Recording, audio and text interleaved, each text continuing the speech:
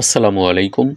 নবম এবং দশম শ্রেণীর গণিতের নতুন একটি টিউটোরিয়ালে স্বাগতম। আরও একবার নবম অধ্যায়ে আলোচনা করছিলাম ত্রিকোণমিতিক অনুপাত নিয়ে। এটি ত্রিকোণমিতিক অনুপাতের নবম পার্ট। নবম পার্টে থাকছে 196 পৃষ্ঠার 23 থেকে 27 নং প্রশ্নের সমাধান। আমরা শুরু করছি 23 নং প্রশ্ন দিয়ে। সমাধান করো। সমাধানে মূলত থিটার মান নির্ণয় করতে হবে। এখানে থিটার মান কত হবে সেটা বলে দিয়েছে। থিটা মান 0 ডিগ্রির ছোট নয়, 90 ডিগ্রির বড় নয়। 0 ডিগ্রির ছোট নয়, 90 ডিগ্রির বড় নয়। তার মানে থিটার মান 0 ডিগ্রি থেকে 90 ডিগ্রি পর্যন্ত যে কোনোটা হতে পারে। সমাধান শুরু করি। প্রথমে যে রাশিটা দেওয়া আছে সেটা লিখে নেব। দেওয়া আছে sine theta plus cos theta equal to 1। এই প্রশ্নটাই দিয়ে তোমাদের এই যে শর্তটা, এই শর্তটা কিন্তু চেঞ্জ করে দিতে পারে। এখানে লেস দ্যান থাকতে পারে, এই যে নিচের যে একটা টার্ন এটাকে less than or equal to বলা হয়, এরা এরকম নাও থাকতে পারে। তো আমরা প্রথমে যে কাজটা করব, এই অঙ্কটা 2-3 নিয়মে করা যায়। তার মধ্যে সবচেয়ে প্রচলিত এবং সহজ যে নিয়ম সেটিতেই করিয়ে দেওয়ার চেষ্টা করছি। পরের লাইনে আমরা উভয় পাশে বর্গ করব। আমরা এই পাশেও বর্গ করলাম, এই পাশেও বর্গ করলাম। সাইডে তোমরা সাইড নোট লিখে নিতে পারো যে বর্গ করে। এখন বর্গ করার পর এখানে আমরা সূত্র বসাবো। কোন সূত্র? a প্লাস বি হোল স্কোয়ারের সূত্র। সাইন থেটাকে এ ধরো আর কস থেটাকে বি ধরো, তাহলে a plus B whole square. বর্গের সূত্র কি? A square plus 2ab plus হচ্ছে বি স্কোয়ার। এ হচ্ছে সাইন আর বি হচ্ছে কস, আর এদিকে 1-এর উপর স্কোয়ার করলে 1ই হয়। তারপরের লাইনে এখানে সাইন স্কোয়ারকে আর কস স্কোয়ারকে আমরা একত্রে লিখি। Sine square plus cos square, আর বাকি যা থাকে তাই হুবহু লিখে দিলাম। এখন sine square theta plus cos square, অর্থাৎ সাইন স্কোয়ার প্লাস কস স্কোয়ারের একটা মান আছে, সেই মানটা বসাই। এখানে স্কোয়ারটা পরে চলে গেছে, তোমরা থিটার আগে দিয়ে দিবা। Sign square theta plus cos square, থিটার মান হচ্ছে 1। এই সাইন স্কোয়ার প্লাস কস স্কোয়ারের পরিবর্তন লিখলাম, আর বাকিটুকু যা আছে তাই। এখন এখানে 1 আছে এই পাশে যোগ আকারে, সমান চিহ্নর অপর পাশে গেলে বিয়োগ হবে, তো এখানে আমরা 1 বিয়োগ করে দিলাম। 1 থেকে 1 বাদ দিলে এই পাশে 0 থাকে। তারপর উভয় পক্ষে আমরা 2 দ্বারা ভাগ করতে পারি, অথবা এ পাশে 2 গুণ আকারে আছে, অপর পাশে গেলে ভাগ হয়ে যাবে। তো আমরা সেটাই লিখে দিলাম, যে তোমাদের সুবিধার জন্য দেখিয়ে দিলাম যে 2 এখানে গুণ ছিল, অপর পাশে গিয়ে ভাগ হলো। শূন্যকে যা দ্বারা ভাগ দিবা শূন্যই হয়ে যাবে। এখন আমরা এখান থেকে সাইন থিটা এবং কস থিটার মান নির্ণয় করব। প্রথমে সাইন থিটার মানটা নির্ণয় করি। হয় সাইন থিটা সমান 0। এখানে sine theta into cos theta equal to 0, তার মানে এই 0 সাইন থিটা সমানও লেখা যাবে, কস থিটাও লেখা যাবে। তো আমরা প্রথমে সাইন থিটা সমান লিখে নিলাম। এই পাশে আছে 0, আমরা বের করব থিটার মান। থিটার মান কীভাবে বের করতে হবে? ওই পাশেও তাহলে সাইন লাগবে। এই পাশে 0-র পরিবর্তে আমরা সাইন কত ডিগ্রি লিখতে পারি? 0-র পরিবর্তে সাইন 0 ডিগ্রি লিখতে পারি, কারণ সাইন 0 ডিগ্রির মান হচ্ছে 0। এখানে 0 ছিল, 0-র পরিবর্তে সাইন 0 ডিগ্রি লিখলাম। কেন লিখলাম? কারণ আমরা থিটার মান বের করবো, এই পাশে যেহেতু সাইন আছে, ওই পাশেও সাইন নিয়ে আসতে হবে। আগের টিউটোরিয়ালটা যদি তোমরা দেখে থাকো তাহলে এগুলো কিন্তু তোমাদের কাছে কোনো সমস্যা হওয়ার কথা নয়। এখন আমরা উভয় পক্ষে সাইন দ্বারা ভাগ করলে থাকে থিটা সমান 0 ডিগ্রি। আমরা একটা মান পেলাম। এখানে বলছে 0 ডিগ্রির ছোট নয়, কিন্তু সমান নেওয়া যাবে, তাহলে এ মানটা গ্রহণযোগ্য হবে। অনুরূপভাবে আমরা এখন এই কস থিটার মানটুকু বের করে নেব। কস থিটা সমান 0। এখানে 0-র পরিবর্তে আমরা কস কত ডিগ্রির মান লিখতে পারি? কস 90 ডিগ্রির মান হচ্ছে 0। তো আমরা 0-র পরিবর্তে কস 90 ডিগ্রি লিখে নিলাম। এখন উভয় পক্ষ থেকে কস উঠিয়ে দাও বা কস দ্বারা ভাগ করো, তো তাহলে থাকে থিটা সমান 90 ডিগ্রি। আমরা থিটার দুটি মান পেলাম। এখানে যেভাবে শর্ত বলেছিল সেভাবেই দুটি মান বের হয়েছে, অর্থাৎ 90 ডিগ্রির বড় নয় আর 0 ডিগ্রির ছোট নয়। অতএব নির্ণয় সমাধান থিটা সমান 0 ডিগ্রি, 90 ডিগ্রি। সুপ্রিয় শিক্ষার্থীবৃন্দ, 24 নং প্রশ্নের সমাধানে চলে যাচ্ছে। দেখো এখানে একটা রাশি দেওয়া আছে, শুরুতে রাশিটা লিখে নিলাম দেওয়া আছে দিয়ে। এখান থেকেও আমরা থিটার মান বের করব। এখানে আমরা কস স্কোয়ার দেখতে পাচ্ছি, সাইন স্কোয়ার দেখতে পাচ্ছি, মাঝখানে মাইনাস চিহ্ন, আর এদিকে আছে আবার 5 কস থিটা। তো এখানে এই ধরনের রাশিতে যে কাজটা করতে হবে, হয় তোমার সবগুলোকেই সাইন বানাইতে হবে অথবা সবগুলোকেই কস বানাইতে হবে। তাছাড়া এখানে কিন্তু মান নির্ণয় করা সম্ভব নয়। থিটার মান বের করা যাবে না। তো এখন কোনটাকে, সাইনকেই পরিবর্তন করব না কসকে পরিবর্তন করবে? যে দেখো এখানে কস থিটা আছে, আমরা কস স্কোয়ার থেকে সাইন স্কোয়ারে যেতে পারবো, কিন্তু কস থিটা থেকে তো আর সাইনে যাওয়া যায় না। কস থেকে আমরা টেনে যেতে পারি অথবা সেকে যেতে পারি। যদি আমরা বিশেষ সূত্র বসাই তাহলে হয়তো টেন অথবা কটে যেতে পারবো, কিন্তু আমাদের তো দরকার হচ্ছে হয় সাইনে যেতে হবে না হলে কসে যেতে হবে। তো আমরা দ্বিতীয় লাইনের যে কাজটা করব, এই সাইন স্কোয়ারের পরিবর্তে সাইন স্কোয়ারের যে সূত্র আছে বর্গ সংক্রান্ত সেটা লিখব। সাইন স্কোয়ারের সূত্র হচ্ছে 1 মাইনাস কস স্কোয়ার। সাইনের সামনে মাইনাস ছিল, এটাকে সামনে রেখে ব্রাকেটের ভিতরে সাইনের পরিবর্তে সাইনের সূত্র প্রয়োগ করলাম, 1 মাইনাস কস স্কোয়ার থিটা। সমান চিহ্নর ওই পাশের মানগুলোকে আমরা এ পাশে নিয়ে আসতে পারি। -5 ছিল, এ পাশে এসে +5 হয়, আর 2 ছিল, 2 ওই পাশেই থাক, আমরা আরও একটু ক্যালকুলেশন করে নেব। তারপর এখানে আমরা ব্রাকেট তুলে দেব। ব্রাকেট তুলে দিলে ব্রাকেটের সামনে মাইনাস চিহ্ন, ভিতরের চিহ্নগুলো পরিবর্তন হবে। অনের সামনে প্লাস ছিল মাইনাস হলো, কসের সামনে মাইনাস ছিল প্লাস হয়ে গেল, এদিকে যা আছে তাই। তারপর এখানে দেখো কস স্কোয়ার থিটা, এখানে একটা কস স্কোয়ার থিটা, এই দুটো যোগ হবে, যোগ করলে আমরা পাচ্ছি 2 কস স্কোয়ার থিটা, আর এদিকে থাকে হচ্ছে -1 plus 5 cos square theta, 5 cos theta সমান, এ পাশে 2টা এ পাশে নিয়ে আসলাম, আমরা চাইলে আগেই নিয়ে আসতে পারতাম, তো এখানে নিয়ে আসলাম। এখন এদিকে থাকে হচ্ছে সমান চিহ্ন দিয়ে 0। তারপরের লাইন 2 কস স্কোয়ার থিটা যা আছে তাই এখানে -1, আর এদিকে -2, -1 আর -2 যোগ হবে, আর আগে আমরা তার আগে লিখে নিচ্ছি +5 কস থিটা, আর এদিকে -1 আর -2 যোগ দিলে -3 সমান 0। দেখো এই লাইনটা আমি আবার বলছি,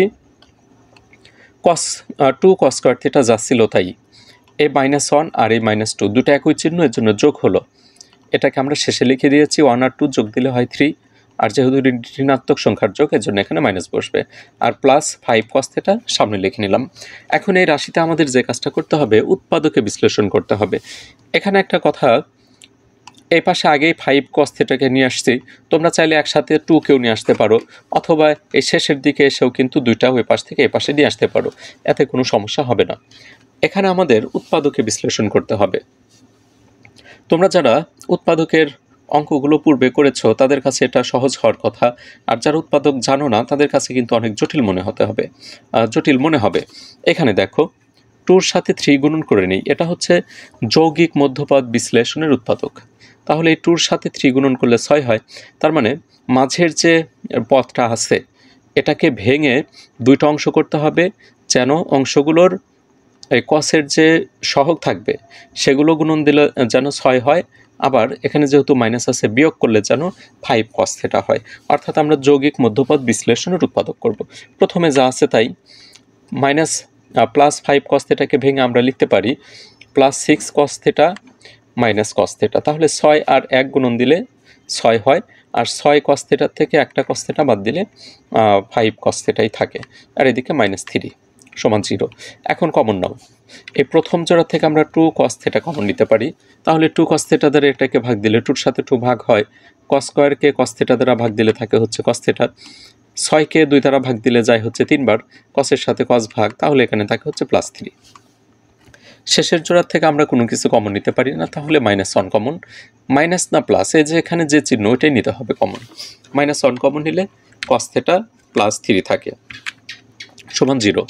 এখন cos θ + 3 কমন নাও, অবশিষ্ট থাকবে 2 cos θ - 1 সমান 0। এখন এখানে আমরা দুইটা রাশি পাচ্ছি, এই দুইটা রাশি সমানই 0। তো আমরা একটা একটা করে মান বের করি। প্রথমে এদিকে লিখে নিই, হয় cos θ + 3 সমান 0, 3 এদিকে যোগ আকারে আছে, অপর পাশে গেলে বিয়োগ হয়ে যাবে। তো -3 এর কোনো মান নাই, cos থেকে -3 এর কোনো মান নির্ণয় করা যায় না। সেক্ষেত্রে এটাকে আমরা এখানে থিটার মানটা আসলে সূক্ষ্মকোণ নিতে হবে। এই -3 এর মান বের করলেও এখানে আসলে মূলত সূক্ষ্মকোণ আসবে না, এজন্য এটা আমরা অগ্রহণযোগ্য লিখে নেব। তারপর এদিক থেকে আমরা বের করব হচ্ছে 2 cos θ - 1, এটার মান সমান হচ্ছে 0। এই 1 আছে এদিকে মাইনাস, অপর পাশে গেলে প্লাস হয়ে যাবে।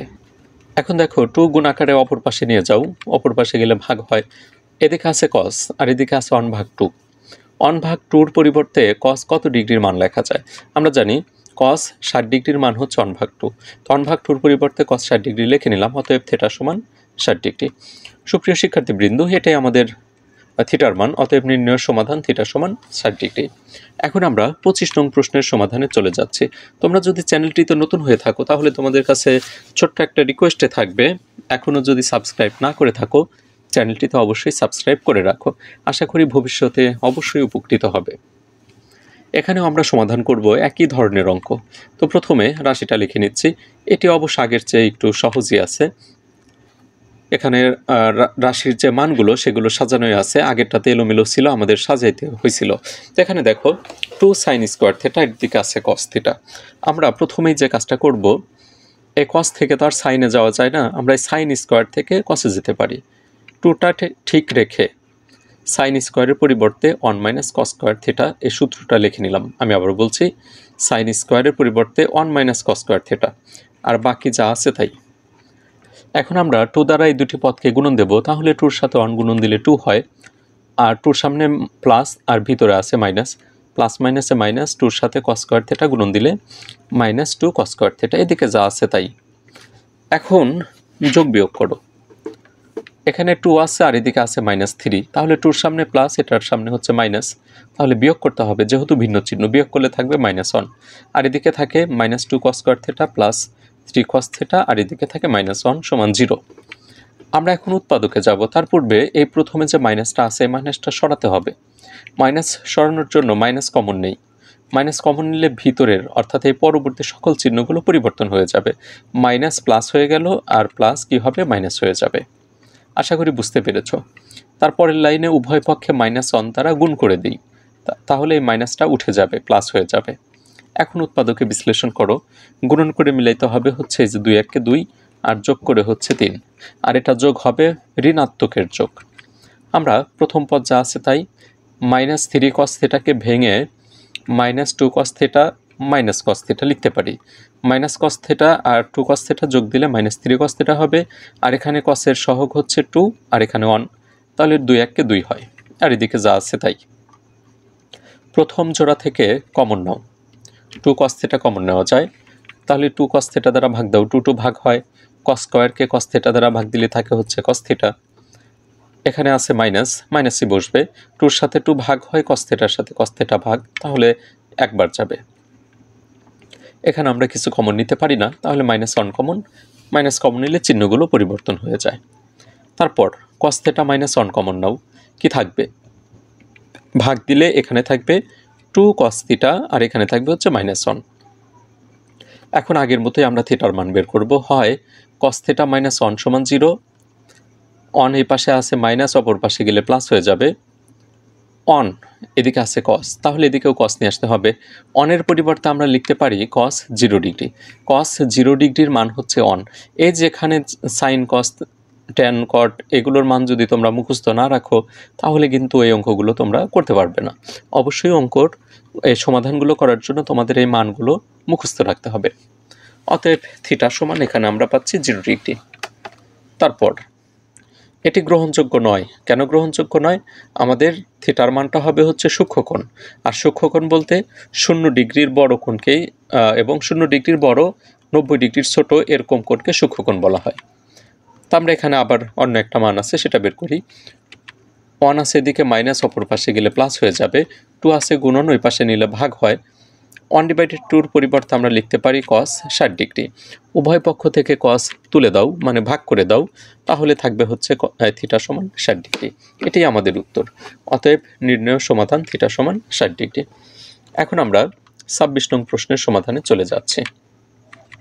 প্রথমে দেওয়া আছে রাশিটা লিখে নিলাম।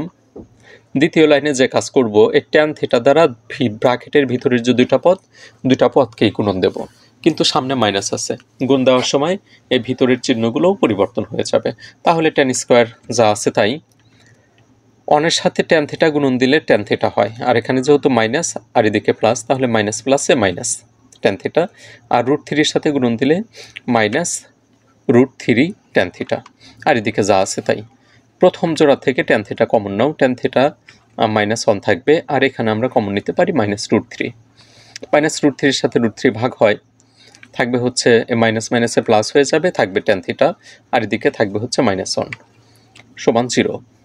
ট্যান থিটা -1 কমন, অবশিষ্ট থাকবে ট্যান থিটা মাইনাস √3 সমান 0। এখন আমরা হয় অথবা দিয়ে থিটার মান বের করি। 1 এদিকে আছে মাইনাস, অপর পাশে গেলে প্লাস হয়ে যাবে। এই পাশে আমরা 1-এর পরিবর্তে ট্যান কত ডিগ্রি লিখতে পারি? 1-এর পরিবর্তে আমরা লিখতে পারি ট্যান 45 ডিগ্রি, কারণ ট্যান 45 ডিগ্রির মান হচ্ছে 1। তারপর থিটা সমান কি পাচ্ছি? 45 ডিগ্রি। অথবা দিয়ে আমরা বাকি মানটাও বের করে নিই। অথবা ট্যান থিটা -3 সমান 0 হবে। এখন 3 ছিল মাইনাস, অপর পাশে গেলে প্লাস হয়ে যাবে। ট্যান √3-র পরিবর্তে আমরা কত ডিগ্রি লিখতে পারি? √3-র পরিবর্তে লিখতে পারি হচ্ছে ট্যান 60 ডিগ্রি। তাহলে আমরা থিটার মান পাচ্ছি 60 ডিগ্রি। সুপ্রিয় শিক্ষার্থীবৃন্দ, এরই সাথে 26 নং প্রশ্নের সমাধানও শেষ হয়ে গেল। এখানে আমরা নির্ণয় সমাধানে পাচ্ছি 45 ডিগ্রি এবং 60 ডিগ্রি। 27 নং প্রশ্নের সমাধানে চলে যাচ্ছে। মান নির্ণয় করতে হবে। প্রশ্নটা একটু ভালোভাবে দেখে নাও। এখানে কিন্তু 1/4 আছে। সমাধানের শুরুতে রাশিটা লিখে নিলাম। এখন এখানে আমরা মান বসাবো। প্রথম কাজ হচ্ছে এখানে কট 60 ডিগ্রির মান, কোসেক 30 ডিগ্রির মান, সাইন 45 ডিগ্রির মান, কস 60 ডিগ্রির মান, এই যে এখানে মানগুলো সবগুলোর মান বসাবার, যেটার উপর স্কোয়ার আছে মোটামুটি সবগুলোতে স্কোয়ার মান বসিয়ে আমরা ওইটুকুকে স্কোয়ার করে নেব। তাহলে 3 যা আছে তাই, কট 60 ডিগ্রির মান 1/√3, তার উপর স্কোয়ার আছে, স্কোয়ার বসছে। এখানে 1/4 কোসেক স্কোয়ার 30 ডিগ্রি, কোসেকের মান হচ্ছে 2 30 ডিগ্রির, তার উপর স্কোয়ার। এখানে সাইন 45 ডিগ্রির মান হচ্ছে 1/2 স্কোয়ার সিল, স্কোয়ার বসছে। কসের 60 ডিগ্রির মান হচ্ছে 1/2, তার উপর স্কোয়ার সিল, স্কোয়ার বসছে। এখন স্কোয়ারের কাজ করব। আমরা জানি 1-এর উপর স্কোয়ার থাকলে ওই 1ই হয়, আর স্কোয়ারের সাথে রুটটা কেটে যায়। তাহলে এই প্রথম অংশ থেকে আমরা কি পাচ্ছি? প্রথম অংশ থেকে পাচ্ছি 3 × 1/3। এখানে দেখো 2-এর উপর স্কোয়ার মানে হচ্ছে 4, স্কোয়ারের সাথে রুট কেটে যায়, আর এখানে 2-এর উপর স্কোয়ার মানে 4। এখন ভাগ করো, এই 3-র সাথে 3 ভাগ হয়, এই 4-এর সাথে 4 ভাগ হয়, এই 4-এর সাথে এই 4 ভাগ হয়।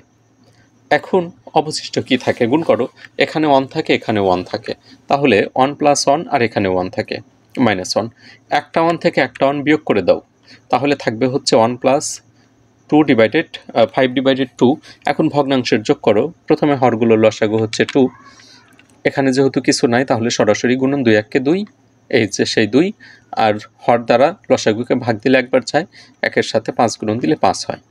5 আর 2 যোগ দিলে আমরা পাই হচ্ছে 7/2। এটি অ্যান্সার। সুপ্রিয় শিক্ষার্থীবৃন্দ, এরই সাথে ত্রিকোণমিতিক অনুপাতের 196 পৃষ্ঠার অনুশীলনী 9.2-এর সমাধানটি শেষ হচ্ছে। পরবর্তীতে হাজির হব সৃজনশীল যে প্রশ্নগুলো রয়েছে তার সমাধান নিয়ে। আর সেই টিউটোরিয়ালটি যদি সবার আগে পেতে চাও তাহলে চ্যানেলটিতে সাবস্ক্রাইব করতে ভুল করো না। আর ইতিমধ্যে যারা সাবস্ক্রাইব করেছো তাদের অসংখ্য ধন্যবাদ জানাচ্ছি। সবাই ভালো থাকো, সুস্থ থাকো। আল্লাহ হাফেজ।